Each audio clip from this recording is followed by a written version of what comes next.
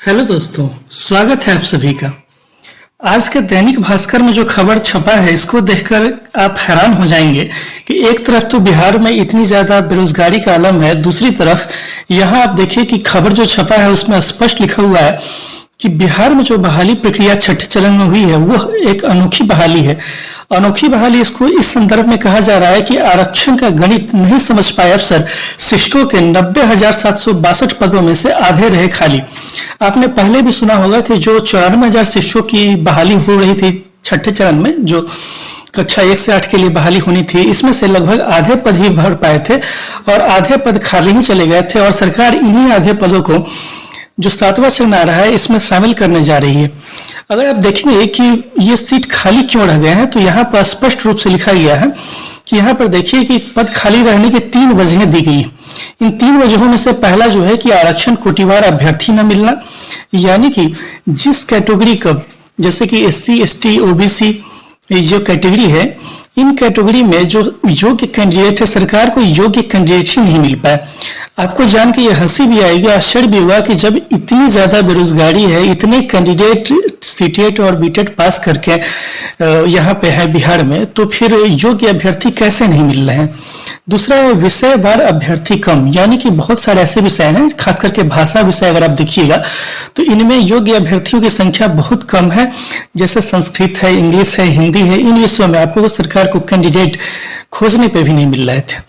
तीसरा जो कारण दिया गया है कि महिलाओं का 50% कोटा पर इतने योग्य नहीं, ये मतलब कि महिला जो कैंडिडेट है, महिला कैंडिडेट सरकार को मिल ही नहीं पाई।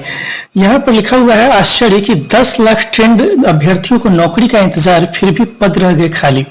यानी कि 10 लाख जो अभ्यर्थी थे ये इंतजार कर रहे थे कि इनको कब बहाली का मौका मिले, फिर भी अगर ऐसी प्रक्रिया में पद खाली चला जाता है तो फिर इससे आश्चर्य ही होता है।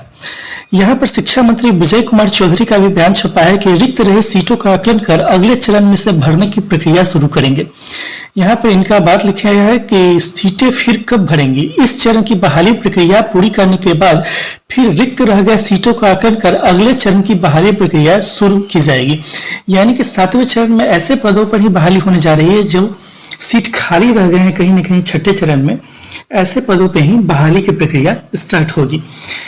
हालांकि शिक्षा मंत्री ने अगर आप यहाँ पर देखिएगा तो स्पष्ट रूप से बता दिया है कि इनकी प्रक्रिया में कोई खामी नहीं है। इनसे प्रश्न पूछा गया इंटरव्यू में कि क्या आपकी प्रक्रिया में, यानी कि जो प्रोसेस है शिक्षक नियोजन का, इसमें किसी तरह की खामी है, कमी है, तो इससे इन्होंने इनकार कर दिया।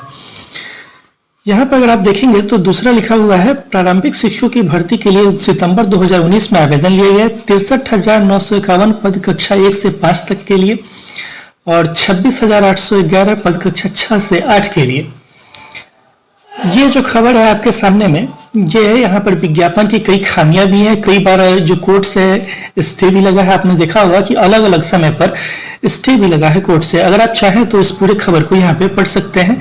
सीधी सी बात है, 100 बात की एक बात कि सरकार का बहाली का मंशा ठीक से नहीं था। सरकार चाह ही नहीं रही थी कि सारे के सारे पद भरे, इसीलिए इसमें पदों की संख्या जो है आधे पद लगभग खाली रह गए हैं। और लंबे समय से जो अभ्यर्थियों की मांग भी है कि जो पद खाली रह जा रहे हैं उसमें उसी कैटेगरी के पुरुष अभ्यर्थियों को मौका दे दिया जाए, अन्य अभ्यर्थियों को मौका दे दिया जाए, ताकि बेरोजगारी भी कम हो लड़कों की, छात्रों की। और जो सरकार को स्कूलों में एक तरफ तो कहती है कि हमको गुणवत्तापूर्ण शिक्षा चाहिए, गुणवत्ता से युक्त शिक्षक चाहिए, ये भी इनको मिले और स्कूलों में जो पढ़ाई की प्रक्रिया है वो सुचारू रूप से चल पाए। यहाँ पे आप देख पा रहे होंगे कि लिखा भी हुआ है रोस्टर क्लियरेंस भी बड़ा पेच रहा है कि सामान्य प्रशासन विभाग की गाइडलाइन के अनुसार अधिकतम 50% आरक्षण होगा। यदि 100 सीट है तो और नंबर 1, 3, 5, 7, 9, 11, 13, 15 आदि अनारक्षित है। इसी प्रकार 2, 4, 6, 8, 10, 12, 14 और 16 आदि सीट आरक्षित वर्ग के लिए है। इस हिसाब से अगर किसी जिले में 100 पंचायत इकाई में भी कक्षा 1 से 5 तक के लिए एक सीट है तो आरक्षित वर्ग के लिए एक भी सीट नहीं मिलती। इसे देखते हुए जिला को रोस्टर क्लियरेंस के लिए इकाई माना गया। फिर किसी पंचायत में BC, किसी में OBC, किसी में SC, किसी में ST के लिए सीट रिजर्व हो सकेगी। ये रोस्टर बनाने की प्रक्रिया इस तरह की है कि जो अफसर हैं जो शिक्षा विभाग के, उनको भी समझ में नहीं आया। इसका नतीजा ये हुआ कि आपने देखा होगा कि बहुत सारे नियोजन इकाइयों में, खास करके सोशल साइंस विषय में, तो सीट ही नहीं है कई कैटेगरी में। यहाँ आप देख भी पा रहे होंगे, लिखा हुआ है कि अनोखी बहाली, आरक्षण का गणित नहीं समझ पाए अफसर। जब अफसर को ही आरक्षण का गणित नहीं समझ पाएंगे वो, तो इससे जो रोस्टर निकलेगा, जो पद है, ये त्रुटिपूर्ण प्रक्रिया हो गई। इससे अभ्यर्थियों को परेशानी होनी ही होनी है। तो आज की वीडियो में इतना ही। अगर आपको वीडियो पसंद आया हो तो आप वीडियो को लाइक कीजिए और चैनल को सब्सक्राइब और साथ में बेल आइकन दबाना बिल्कुल मत भूलें, ताकि कोई भी अगला नोटिफिकेशन हो तो सबसे पहले आप तक पहुंचे। तो आज की वीडियो में इतना ही, फिर आपसे मुलाकात होगी। तब तक के लिए धन्यवाद। Thank you.